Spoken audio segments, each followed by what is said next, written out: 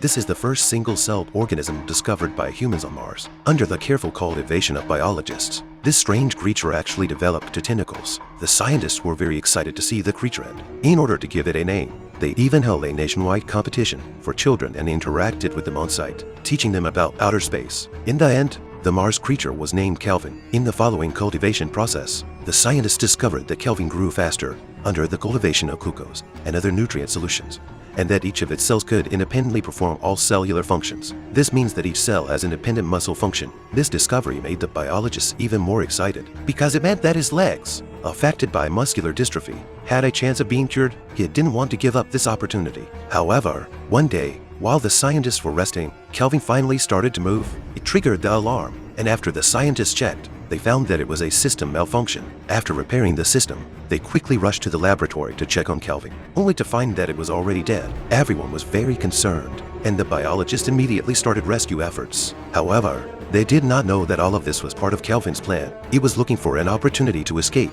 At this moment, the man carefully touched Kelvin. Suddenly, Kelvin tightly grasped his hand. The man realized something was wrong and tried to pull his hand back, but Kelvin used his tentacles to tightly hold his body, preventing him from withdrawing his hand. Others anxiously watched the man. His companions wanted to help, but the captain stopped them from acting out of concern for virus infection. The captain did not realize that her decision would endanger the safety of the entire space station. While they were arguing, the biologist had already fallen unconscious. Kelvin tried to escape from the glove, but failed. It picked up a tool and used the sharp part to puncture the glove, successfully freeing itself. At this point, the people outside were still unaffected. Kelvin grew larger, and the threat became increasingly severe. Tony urgently entered the password to break into the laboratory. He first rescued the biologist, but as he was leaving, he was grabbed by Kelvin. At this point, the laboratory door had already been locked by David. In order to ensure his own safety, Tony had to figure out a way to deal with this alien creature's threat. Thus, he began an intense confrontation with this alien creature that could continuously regenerate.